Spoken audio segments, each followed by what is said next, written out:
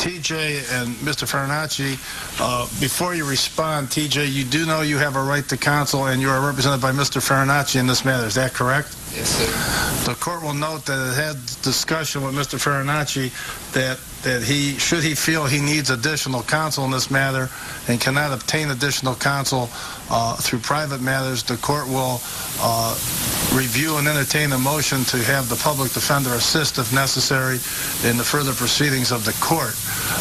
Additionally, you understand, TJ, that you have the right to remain silent with respect to any of the allegations pending in this court at all times. You understand that? Yes, I do. All right. And Mr. Nolan, you understand as the legal custodian, you also have a right to be represented by counsel in these proceedings? Yes, I do. Do you intend to be represented by counsel? Not at this time. Mr. Farinacci, you heard the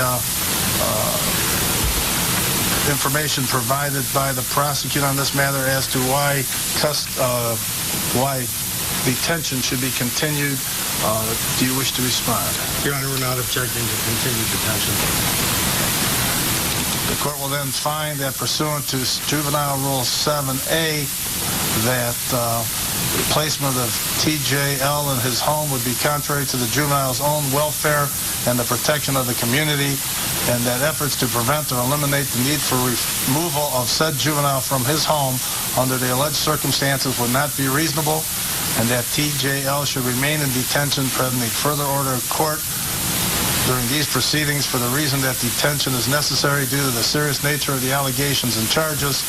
Detention is necessary and required to protect the person or property of others in the community from immediate or threatened physical or emotional harm, and that detention is required to protect the juvenile from himself from immediate or potential threatened physical or emotional harm. This matter then, under Rule 7, I can place TJ in detention for 15 days. The court will make a few other notes. In this case, the prosecution has not yet charged TJ. That under the juvenile rules, the prosecutor has till 1,645 hours on March 1st, 2012 to formally charge the juvenile. That in anticipation of that charge, this court has scheduled the initial hearing on any charges that may be filed for Tuesday, March 6, 2012 at 3 p.m. in this courtroom. So the initial hearing will be scheduled for March 6, 2012 at 3 p.m. in this courtroom. The court has also tentatively scheduled for hearing or left open for hearing the date of March 19, 2012, commencing at 9 a.m. should there be a filing of a motion for transfer to the adult court.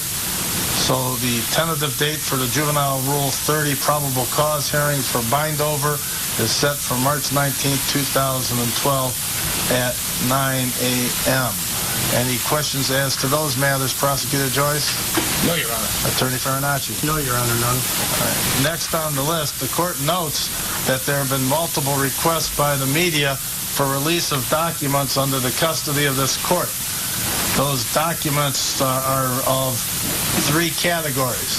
There's been requests for any records, if they exist, as to any juvenile records pertaining to TJ. There have been requests for any records, if they exist, for other juvenile court records that may pertain to TJ but are not involving our delinquency division, which would be the family JFS division.